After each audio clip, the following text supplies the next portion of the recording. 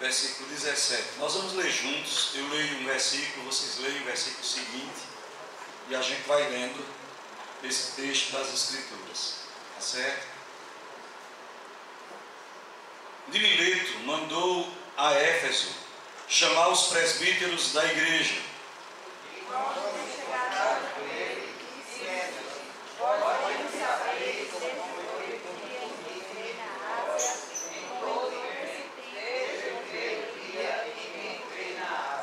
Servindo ao Senhor com toda humildade, lágrimas e provações, que pelas ciladas dos judeus me sobrevieram.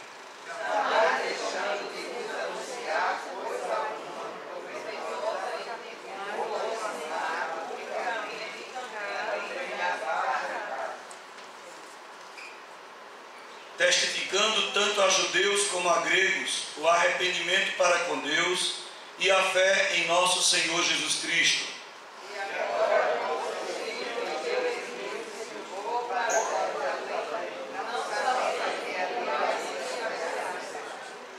Senão que o Espírito de cidade em cidade me assegura que me esperam cadeias e tribulações.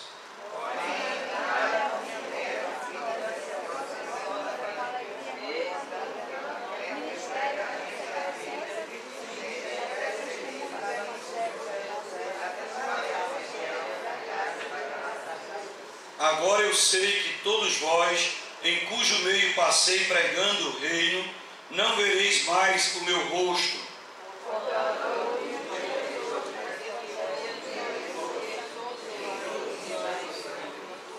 Porque jamais deixei de vos anunciar todo o desígnio de Deus.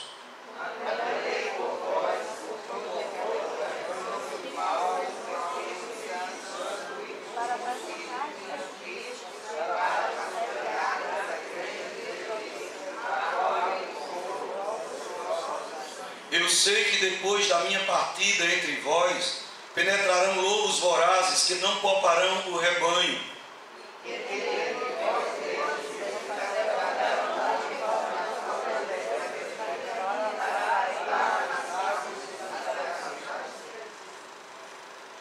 Portanto, vigiai, lembrando-vos de que, por 3 anos, noite e dia, não cessei de admoestar com lágrimas a cada um.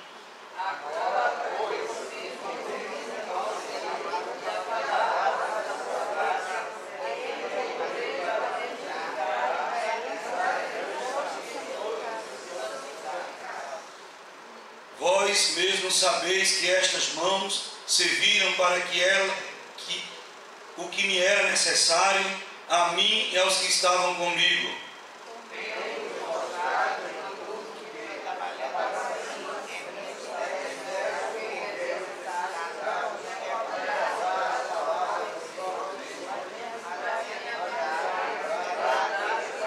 Tendo dito estas coisas, ajoelhando-se, orou com todos eles.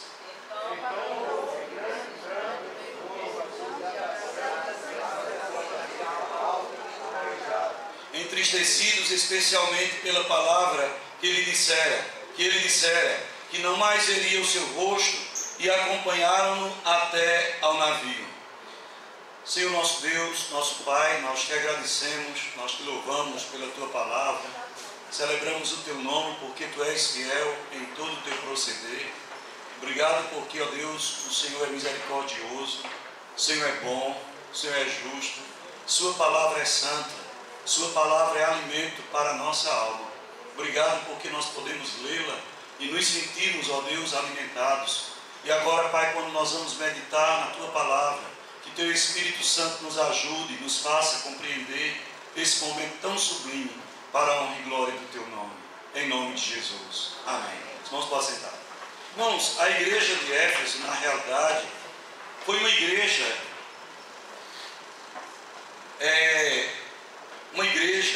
que o apóstolo Paulo, na verdade, teve a oportunidade de conhecer e de fundar na sua segunda viagem. É interessante que essa igreja, ela é muito importante, porque foi uma igreja que teve muitos privilégios, né? Foi uma igreja que teve, por exemplo, ali na sua liderança, a Áquila e Priscila, teve também na sua liderança, e por um momento, um grande pregador da época, um homem eloquente, muito preparado, chamado também Apolo, capítulo 18 e 19 de Atos dos Apóstolos fala sobre isso. E era uma igreja, na verdade, que teve como privilégio depois o pastoreio de Timóteo, que era o filho na fé do apóstolo Paulo. Mas essa igreja, ela estava de fato localizada numa cidade com muitos problemas, especialmente porque era uma cidade extremamente idólatra. Naquela cidade existia o templo de Artemis, ou o templo da grande deusa. Tanto é que por um momento de reputação e de momento de rebeldia daquele povo, depois que Paulo tinha pregado naquela cidade, dizem que eles, para defender a deusa daquele lugar, Diana, eles gritaram por mais de 2 ou quase 2 horas, grande é a deusa Diana dos Efésios. Então eles gritaram, ali defendendo. Foi uma cidade também onde tinha o culto ao imperador, e o apóstolo Paulo tinha uma intimidade, um carinho muito grande por essa igreja. Ele esteve lá por 2 vezes, na segunda viagem, e depois da terceira viagem, ele também esteve em Éfeso. Mas nesse momento aqui, ele não está na cidade de Éfeso. Ele, obviamente, teve como privilégio ser um dos evangelistas, um daqueles que evangelizaram aquela cidade e fundou a igreja naquele lugar. Foi também um homem que se preocupou não somente em ter um filho, mas cuidar do filho. Muitas vezes nós pregamos a palavra, as pessoas se convertem, aceitam a Cristo, mas nós não nos preocupamos em ensinar aquela pessoa a guardar a palavra de Deus.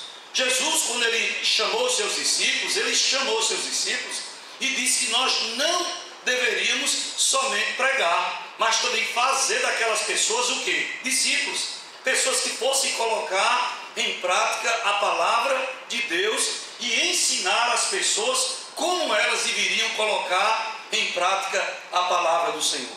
E Paulo chama, ele está em Mileto, e ele vai chamar aqui, ele chama os presbíteros, para que tenha uma reunião.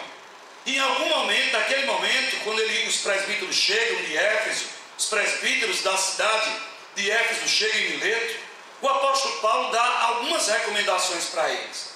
Eu acredito que naquela conversa, é uma conversa de despedida. Paulo já estava sabendo que na verdade ia ser levado para Jerusalém, ia ter lá todo aquele processo de perseguição, seria na verdade preso, mas ele simplesmente tem aquele momento com aquele povo, ali com aqueles seus presbíteros, líderes da igreja, e ele fala a respeito de algumas questões que são importantes para nós como igreja hoje, porque o apóstolo Paulo, ele dá algumas orientações. Na conversa que ele tem com os seus presbíteros, ele vai focando alguns pontos importantes, relevantes na vida de um verdadeiro crente, de um verdadeiro cristão.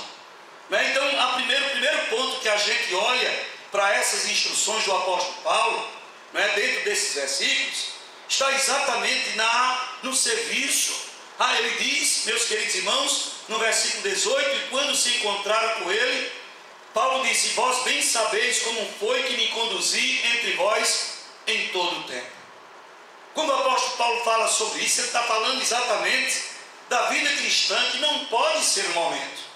A nossa vida cristã não pode ser somente o momento de vir para a igreja. A nossa vida cristã não é somente quando a gente está aqui pregando. A vida cristã não é somente quando a gente está tocando. A vida cristã, ele está dizendo: olha, vocês muito bem sabem como foi que eu me conduzi em todo o tempo. Como é a minha vida. Esse é um dos grandes problemas que nós temos enfrentado como cristãos nestes últimos tempos, que infelizmente é o testemunho de cada um de nós. O mundo tem olhado para nós e infelizmente não tem visto, meus queridos irmãos, isso que o apóstolo Paulo está dizendo: como eu me conduzi em todo o tempo. Minha pergunta nesta noite: como é que nós temos nos conduzido? Como é que nós temos vivido a nossa vida cristã? Como é que nós respondemos quando chegam as dificuldades? Como é que nós respondemos a nossa vida cristã, as nossas ações, os nossos pensamentos, quando nós somos, na verdade, encurralados diante das dificuldades e diante das pressões deste mundo. O apóstolo Paulo ele diz: vocês sabem como foi que eu me conduzi. E essa condução não foi, meus queridos irmãos, em alegria, não foi somente em vitória.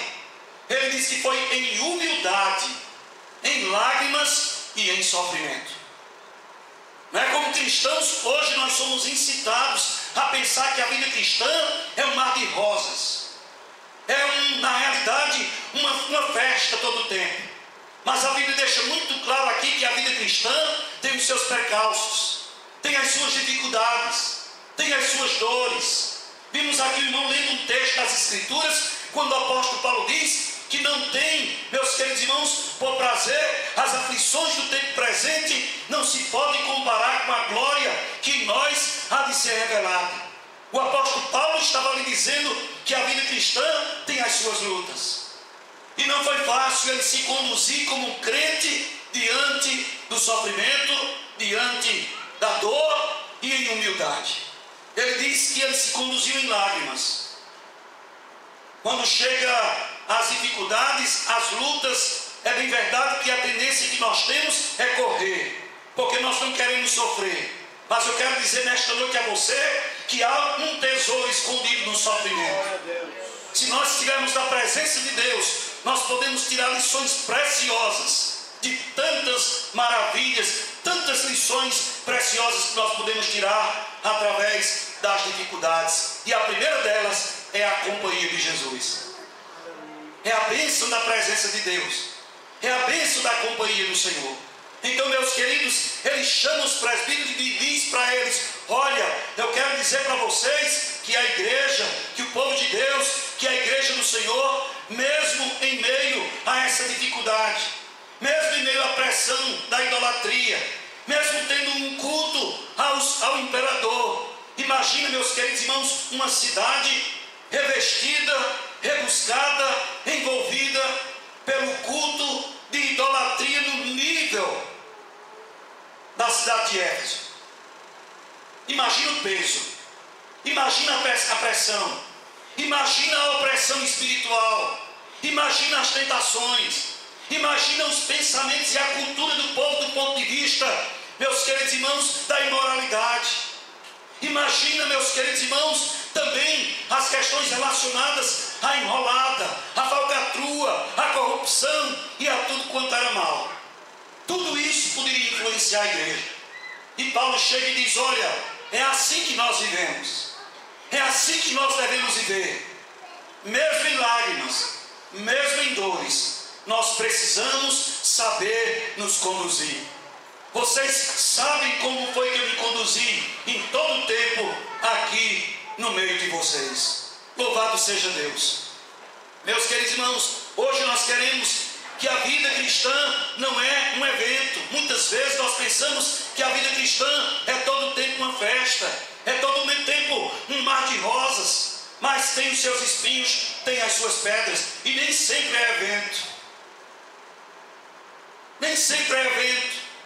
Tem as suas lutas, tem os seus entraves, tem as perseguições, tem também as dores e os sofrimentos. Paulo deixa muito claro isso. E hoje também para nós, porque infelizmente há um evangelho que tem sido pregado, meus queridos irmãos, onde as pessoas infelizmente adentram por as portas de muitos templos pensando que vão ter uma vida fácil, tranquila, uma vida onde Deus vai fazer todos os mimos e os gostos dos cristãos. Mas não é verdade. A vida cristã, o apóstolo Paulo diz para os seus presbíteros: olha, tem sofrimento, tem lágrimas, tem dores e tem muitas vezes humilhação. Um outro ponto importante, queria que você deixasse sua Bíblia aberta, é que também, meus queridos irmãos, o apóstolo Paulo diz que se conduziu em todo o tempo. Isso significa que a máscara se usa por um pouco tempo. Por pouco tempo as máscaras elas podem ser usadas, mas pode ter certeza que elas caem. Mas Paulo chega aqui e diz, meus queridos irmãos, que a vida que nós recebemos é algo contínuo, é algo constante, é na realidade, meus queridos, constituição de uma nova natureza. A igreja recebeu da parte de Deus, da parte do Espírito Santo, uma nova natureza. Nós podemos estar na igreja, fazer parte de uma instituição, fazer parte de uma congregação e, na verdade, nunca termos tido a natureza transformada.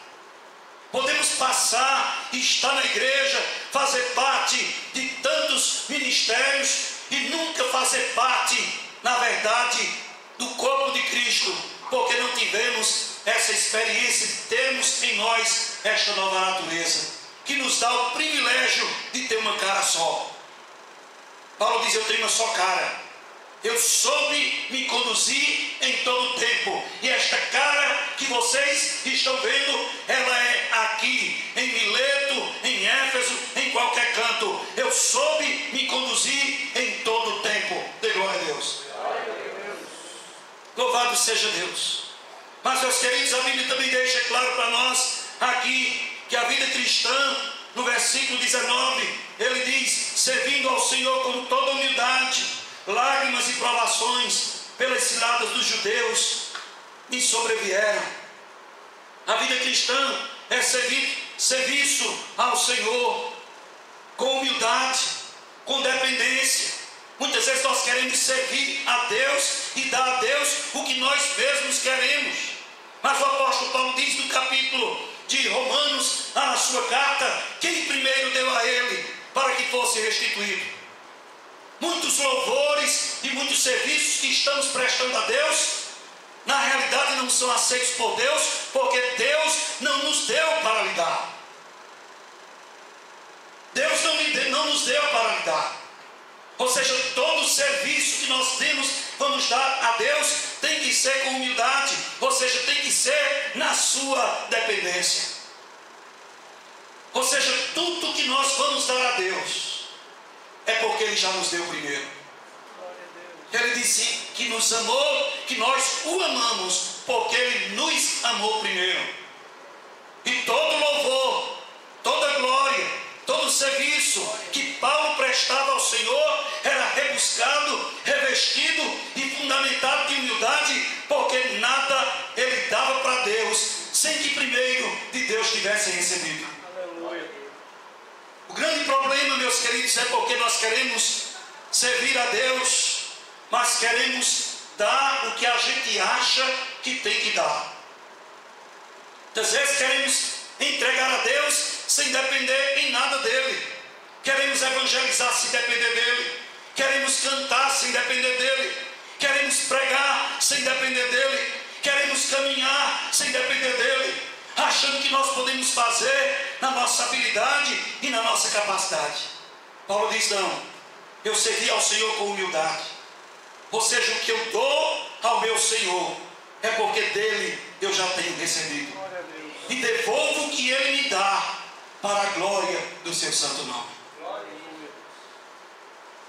A igreja precisa reconhecer isso, que a vida cristã é serviço a Deus em humildade, em lágrima, e eu quero dizer que a gente deve servir em meio às provações. Louvado seja Deus. Você diz provações por dentro, por fora, lutas que nós enfrentamos. Vivemos num contexto de crise onde a família está em crise. Vivemos num contexto de crise onde a sociedade está em crise. É crise financeira, é crise familiar, é crise espiritual, é crise profissional. Em todos os aspectos nós temos vivido momentos de crise, mas nós não vamos cruzar os nossos braços, nem nos desesperarmos, meus queridos irmãos. Pelo contrário, devemos buscar a Deus, depender dele e continuar adorando para a glória do seu santo nome. Ele diz também aí, compromisso, meus queridos irmãos, ele fala da vida cristã, dizendo que é serviço ao Senhor, mas ele fala também do compromisso da igreja. No versículo 20 ele diz: jamais deixando de vos anunciar coisa alguma proveitosa, e de vos ensinar publicamente e também de casa em casa. Olhem para cá. Eu olho para esse texto, eu vejo que o apóstolo Paulo está dizendo: olha igreja, olha cristão, olha crente, olha servo de Deus, Vocês têm um compromisso com o anúncio. Vocês têm um compromisso com o anúncio de coisas que edificam, não somente de pregar à multidão, mas também de casa em casa. Há muitas pessoas que gostam, de pregar, de falar, de testemunhar para a multidão. Há outros, meus queridos irmãos, que dizem logo que depende do público. Quantas pessoas tem na igreja? Quantas pessoas tem no auditório para que eu possa falar? Quando eu olho para o texto das Escrituras, eu vejo Deus arrebatando Filipe, um grande evangelista, para pregar lá no deserto ao eunuco que estava vindo de Candace. Quando eu olho para Jesus de Nazaré, que pregava às multidões, que curava enfermos, que ressuscitava mortos, de repente se sentar na boca ali de um poço, lá no poço de Jacó, para esperar uma mulher de vida fácil para pregar para ela, uma única pessoa. E muitas vezes nós olhamos, Paulo já estava orientando aqueles líderes e a igreja, para que a igreja não se impressionasse com números, mas também que a igreja não se acomodasse com o pequeno número. Ele diz que pregou tanto a multidão, como também ele pregou de casa em casa. E eu quero dizer aqui a você, em nome de Jesus, que nós como cristãos e como igreja de Jesus, nós temos a responsabilidade de anunciar a palavra de Deus, a tempo, a fora de tempo, mas no meio da multidão, mas também individualmente, para a glória de Deus. Amém. A Bíblia diz que André trouxe, quando viu falar de Jesus, quando já teve um encontro com Jesus, a Bíblia diz que ele foi falar com quem? Com seu irmão Pedro. Alguém ouve muitas vezes falando de André, exceto 2 vezes da Bíblia. Mas André foi chamar o seu irmão Pedro. E todos nós aqui temos muitas coisas a respeito de Pedro, e muitas manifestações. Quem foi o apóstolo Pedro? Mas ele foi fruto de quem? Da evangelização de uma pessoa que se fala tão pouco. Deus quer que você ministre, Deus quer que nós preguemos, Deus não quer que nós nos impressionemos com a grande multidão, mas também não quer que a gente se acomode, meus queridos irmãos, diante daquilo que Ele pode fazer através de nós, pregando a uma única pessoa. Dê glória a Deus. Diga, eu tenho a responsabilidade de proclamar a palavra de Deus. Se você nasceu de novo, se você teve encontro com Jesus, se você recebeu nessa natureza velha uma nova natureza em Cristo, o Senhor está dizendo que essa palavra também é para você. Você tem um compromisso de anúncio e de denúncia. Anunciar o Evangelho e de denunciar o pecado.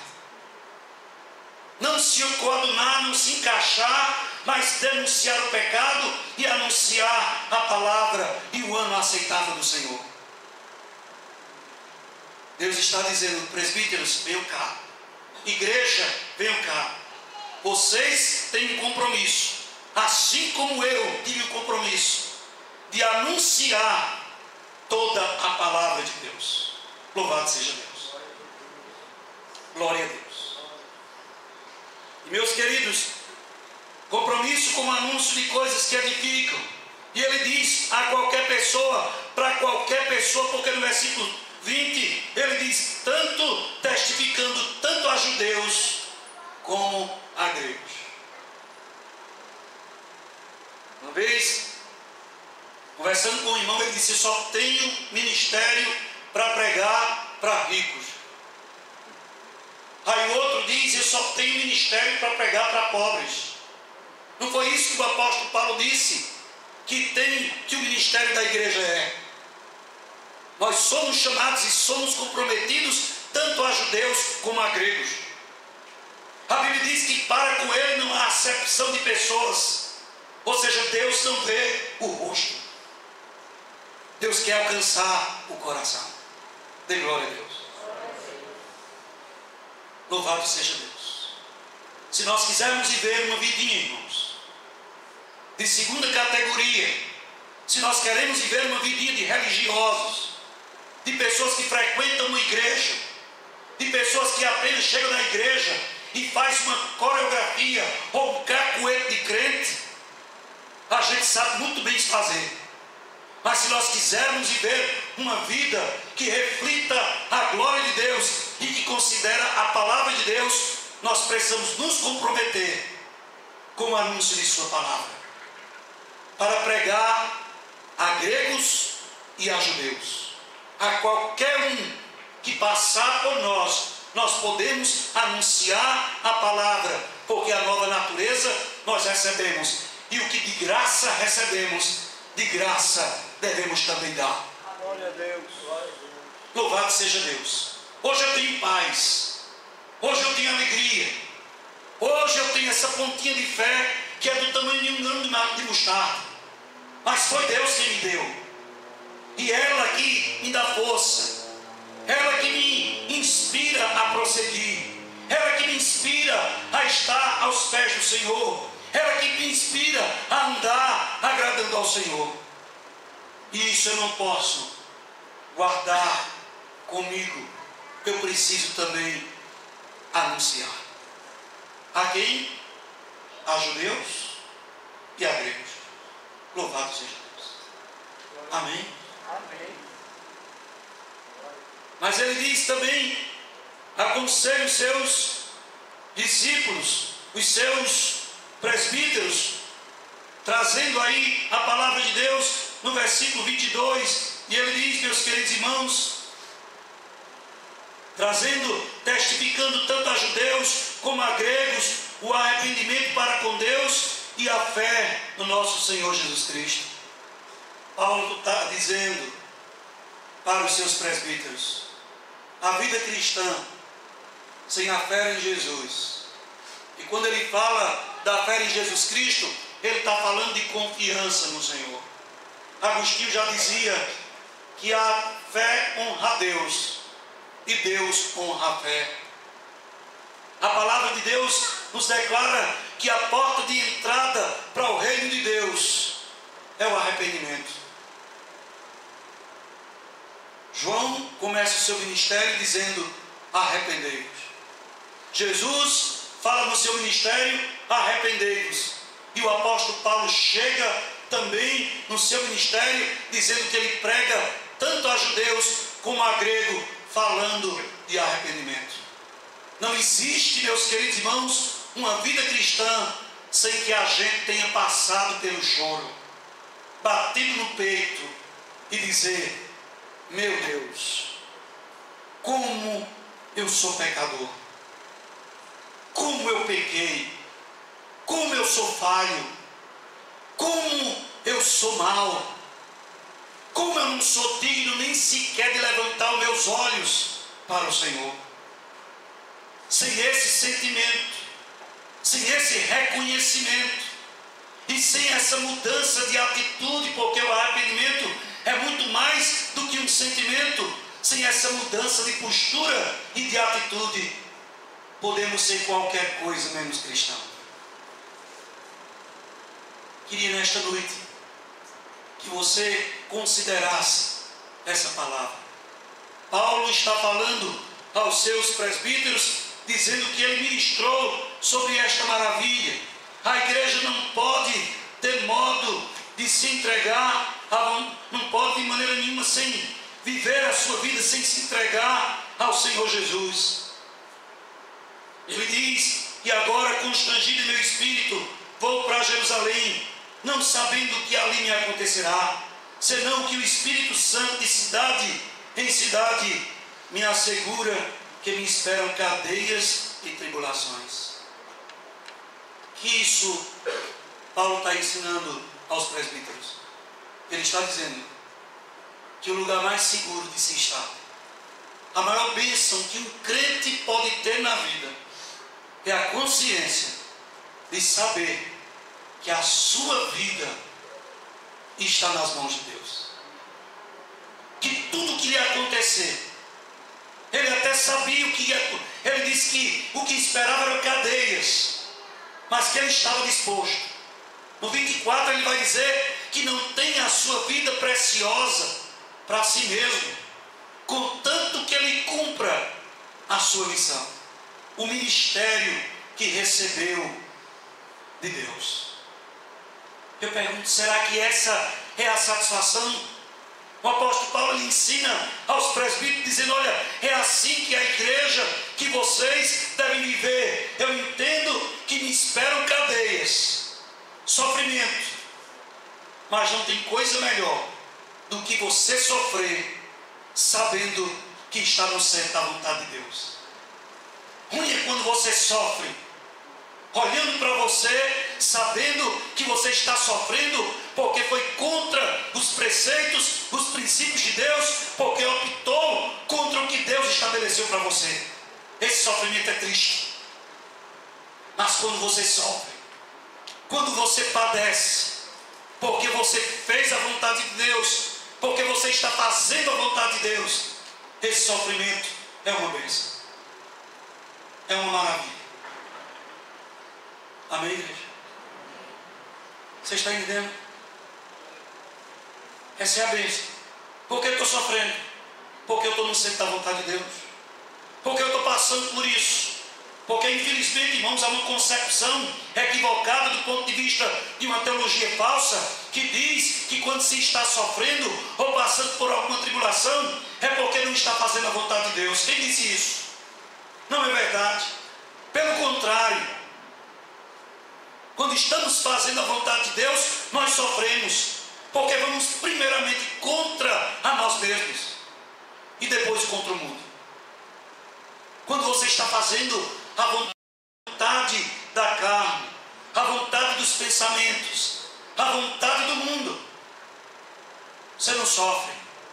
Todo mundo está te aplaudindo, todo mundo está elogiando, mas quando você começa a fazer a vontade de Deus, a querer agradar a Deus, a querer viver para a glória de Deus, a fazer a vontade do Senhor, é certo que virão as perseguições, virão os sofrimentos, virão as dores, e a começar na sua própria carne, dentro de você, vai sofrer, vai doer em você, na sua alma, mas saiba que o lugar mais seguro de se estar é o centro da vontade de Deus.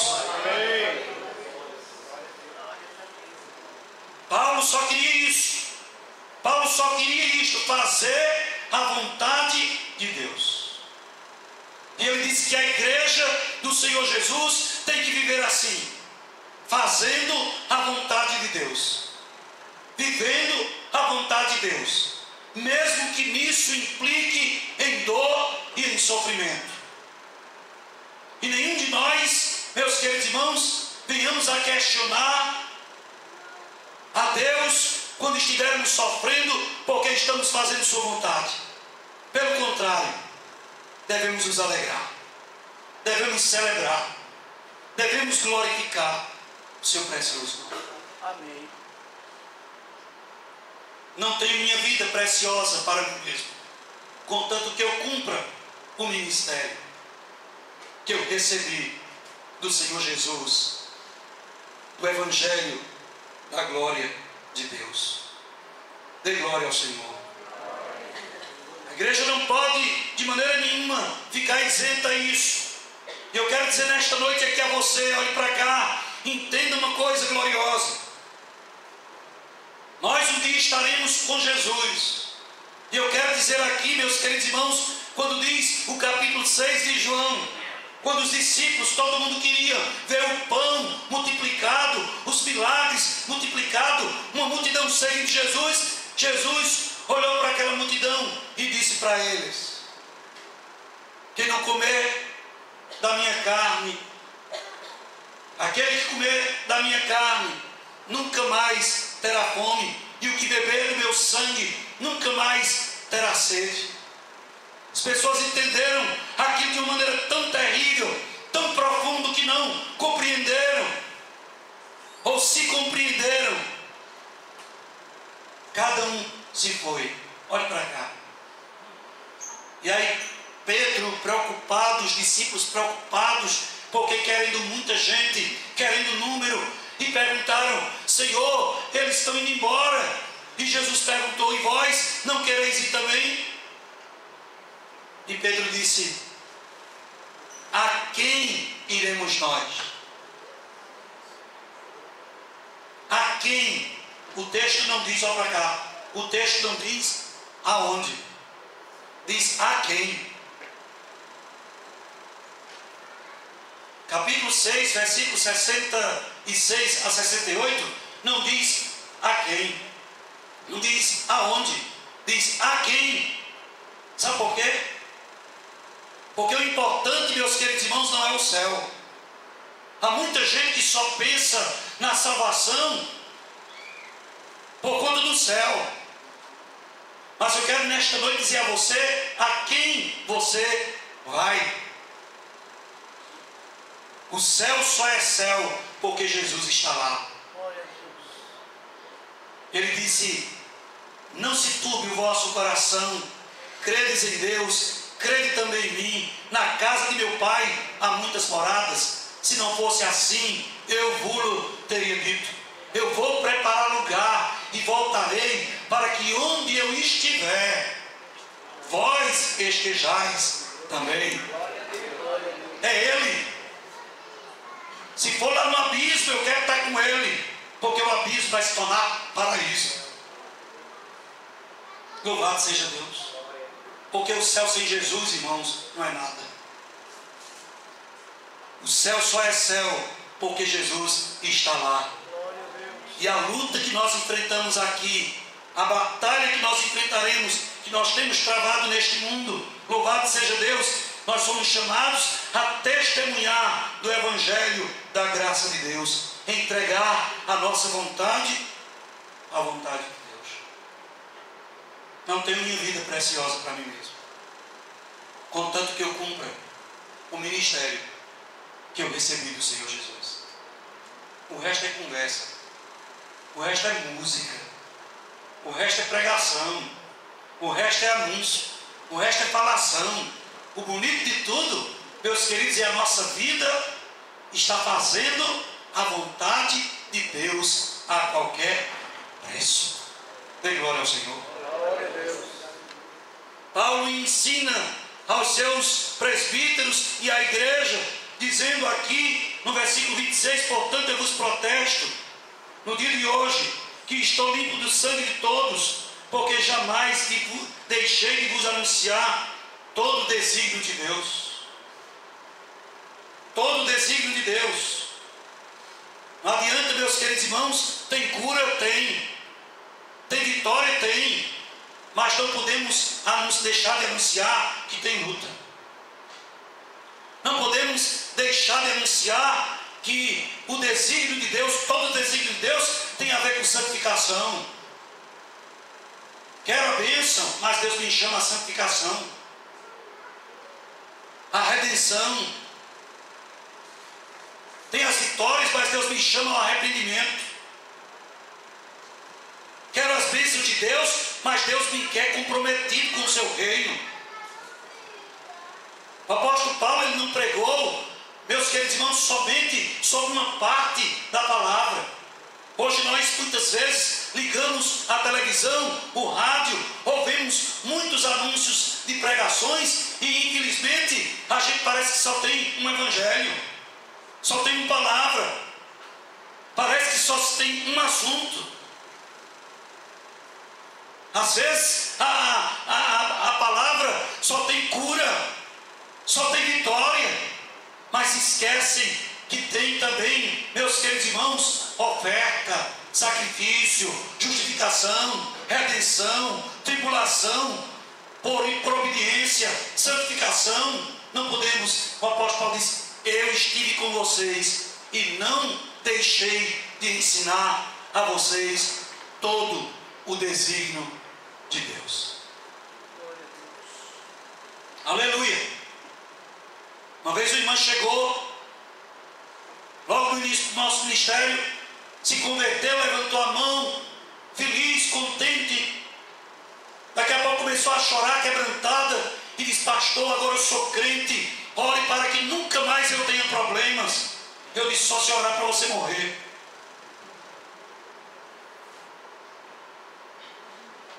Porque quem vive nesta vida e quem quer viver uma vida piedosa sofre as perseguições. Louvado seja Deus. Tem cura, mas crente adoece. Tem vitória, mas nós temos prejuízo. Somos mais do que vencedores, mas enfrentamos crise. Somos abençoados como famílias, mas temos problemas em nossas famílias.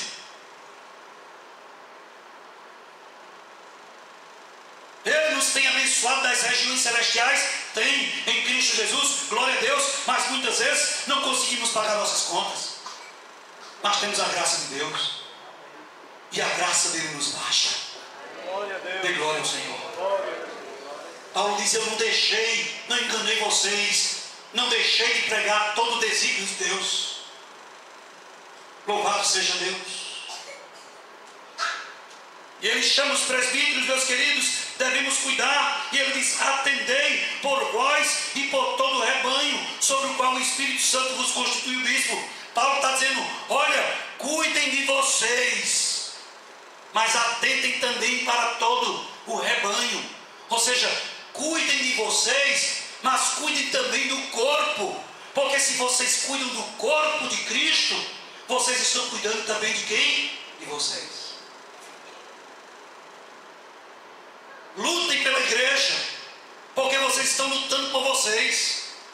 Atendei por vós e pelo rebanho, porque tem pessoas, irmãos, que infelizmente não querem se comprometer, vivem sua vida individual, se cuidando, vivendo a sua vidinha tranquila como cristão, somente individualmente, e não se preocupa com o corpo. Há pessoas até que pela ignorância maltratam o corpo de Cristo. Dentro da igreja, fala da igreja, fala dos irmãos, fala do ministério. Não sabe ele que está falando dele mesmo. Não sabe ele que está prejudicando a ele mesmo. Paulo está dizendo: não façam assim. O crente fiel, o crente verdadeiro, o crente comprometido, o crente que recebeu a nova natureza em Cristo Jesus, ele atenta não somente para si, mas ele está preocupado também com o corpo. Me diz respeito, sim. Essa porta me diz respeito. Este banco também me diz respeito, que é para o povo de Deus. O templo me diz respeito. O irmão que está doente me diz respeito. O problema do irmão me diz respeito. A perda do irmão me diz respeito, sim, porque faz parte do corpo. E como sou parte do corpo, se o meu irmão e se um membro estiver doente e sofrendo, eu também sofrerei com ele. Aleluia. Me diz respeito. Louvado seja Deus. Paulo diz: atentai para vós, mas também para o rebanho. Olhem para vocês individualmente, se cuidem, mas cuidem também da igreja. Aleluia. Está uma luz ali queimada, vá lá, conserte. A luz está acesa, sim. Não é meu medo, que se vire. Principal por que paga a conta. Quero nem saber. Não se preocupe. O irmão está doente, você está vendo que o irmão está doente espiritualmente, procure-o. Ore com ele, ore por ele, porque é membro, nós somos membros uns dos outros.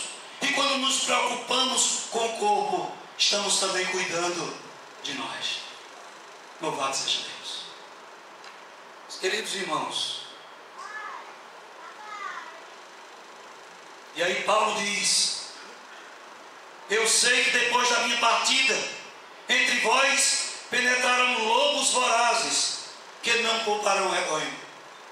Paulo diz: vigiem, porque depois da minha partida vão entrar lobos. E olha aqui, presta atenção, Esses lobos aqui que ele está falando são lobos de fora. Mas aqui também ele vai falar de lobos de dentro. Porque às vezes os lobos estão dentro da igreja. Às vezes estamos fazendo um trabalho, uma luta, um peso, um fardo. Meu Deus, quem está fazendo? Quem está? E a gente não sabe o que é que está acontecendo no mundo espiritual. Às vezes os lobos estão corroendo e destruindo, meus queridos irmãos, ovelhas e o trabalho, sem que a gente nem saiba. O pior são as marradas das ovelhas com capa. Lobos com capas de ovelha, que às vezes estão dentro da igreja. Porque os de fora a gente identifica com facilidade. Paulo diz: vigiem, porque podem estar dentro da igreja. Pastor, e quando esse está dentro da igreja? Quando você está lutando, trabalhando, pregando, fazendo, e a pessoa está por trás, desanimando o povo, falando mal, e a gente vai perdendo, parece que vai, sabe Arão e Ur?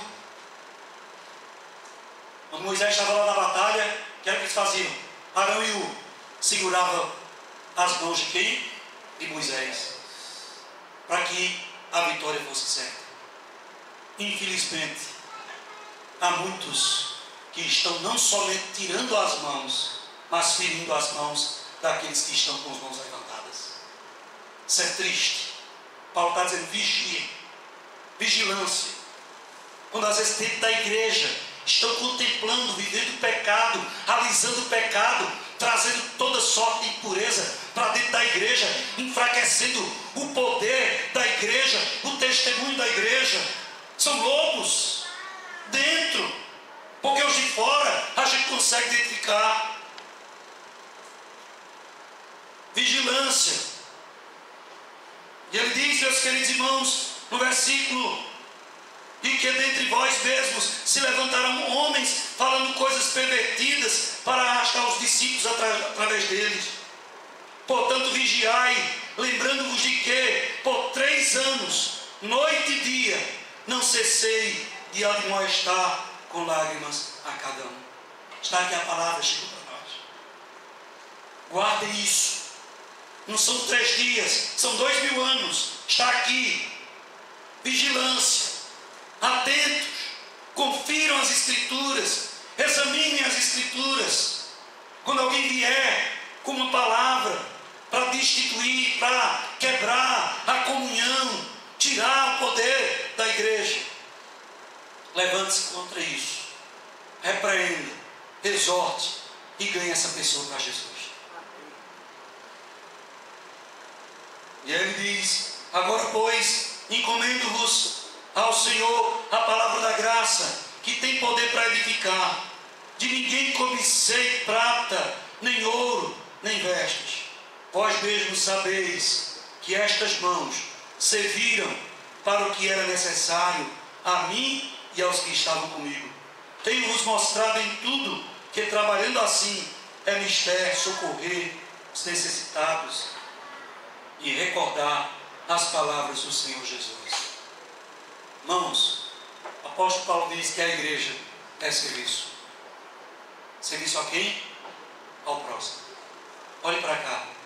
Jesus contou a parábola no capítulo 10 de Lucas, do samaritano.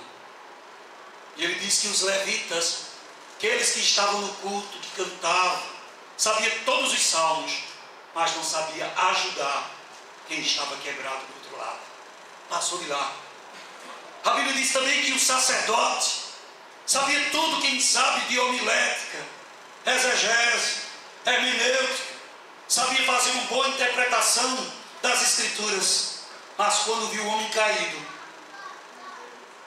passou de lá. Aí Jesus disse: sabe o que? Que o samaritano, uma gentinha, uma pessoa que nem era do grupo, nem era judeu, esse foi lá e ajudou. Jesus não mandou que nós fôssemos ser samaritano. mas Ele nos mandou imitar a atitude do samaritano. Servir ao próximo. Nossa vida tem que ser de serviço, de ajuda aos necessitados. Paulo diz: eu trabalhei aqui, não vi a igreja como um banco, como um comércio, para tirar vantagem, arrancar os pelos e as coisas das ovelhas. Eu trabalhei. Não veja a igreja como um lugar onde a gente vem aqui como se fosse o que eu tenho aqui para... Não, vim aqui para servir ao meu próximo, aos necessitados e servidores. Contei uma história ontem interessante para os adolescentes, que vou contar aqui também. Historinha que eu vi numa música que diz que o camarada, que a senhora, ela marcou um jantar para Jesus. Jesus disse que ia jantar na casa dela. E ela preparou um frango, assou um frango, colocou o frango na mesa e esperou Jesus. E quando foi daqui a pouco, bateu a porta e ela pensou: é Jesus. E quando abriu, era uma criança de rua. E aquela criança chegou e disse: eu estou com fome. E ela: meu Deus, e agora não tenho nada, só tenho isso. E ela pegou e disse: eu vou dar. Pegou a coxa, entregou para a criança. E aquela criança satisfeita saiu, foi embora. Minutos depois, chega um mendigo, chega uma outra pessoa, bate. Ela pensa que é Jesus, e era um mendigo. E aí o mendigo disse: moça, por favor, me dê algo para comer, eu estou morrendo de fome. E ela disse: meu Deus, eu não tenho nada no seu frango. A outra coxa deu. Minutos depois, bateu a porta, e quando ela abriu, era Jesus. E aí ela disse: Jesus, vamos jantar. E ele disse: não precisa, porque eu já estou satisfeito, eu já comi 2 coxas. A Bíblia diz que Deus está conosco, entre aqueles que nos ajudam. É uma história simples para ilustrar que a quem fizer a um destes pequeninos, a mim me fizeram. A vida da igreja tem que ser uma vida de serviço aos necessitados. Tem que ser uma vida de entrega, de consagração, de serviço àqueles que necessitam de nossa ajuda. Louvado seja Deus. Estamos vivendo em uma sociedade egoísta, em que as pessoas estão muito mais preocupadas consigo, com suas necessidades e com seus luxos, do que com as reais necessidades de tantos que estão aí clamando por uma ajuda tão essencial. Que Deus tenha misericórdia de nós.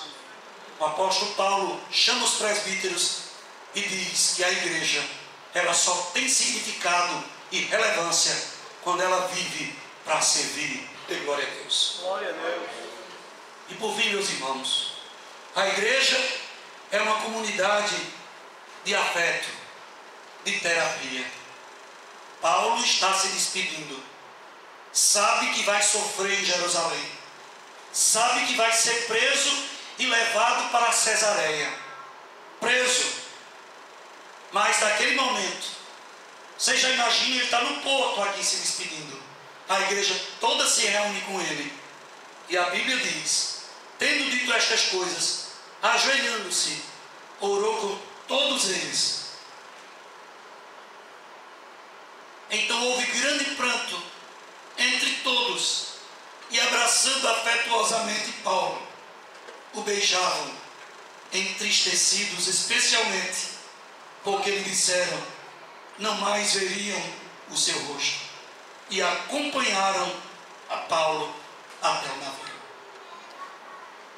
A igreja de Jesus Cristo é a igreja que tem afeto, que tem amor, que se compadece, que tem carinho, que entende a fraqueza do outro, a dor do outro, mesmo sabendo que o outro está fazendo a vontade de Deus, mas se está sofrendo, essa pessoa merece a nossa acolhida, o nosso carinho, o nosso cuidado. Vocês podem imaginar na despedida ali, naquele porto, a igreja, ele ajoelhado e todo mundo orando por ele, beijando afetuosamente, porque ali estava um homem que tinha pregado a palavra de Deus e que ia para Jerusalém sofrer por causa da palavra de Deus. Que a nossa vida seja relevante nesta terra, que a gente chore por aquele que está sofrendo, porque está fazendo o que é certo, a vontade de Deus. Que a gente sofra pelos nossos irmãos, e quando eles estiverem sofrendo porque estão fazendo a vontade de Deus, que sejamos uma comunidade terapêutica, onde expressa amor, carinho, e pode orar com o coração para que esse irmão e essa irmã se fortaleçam.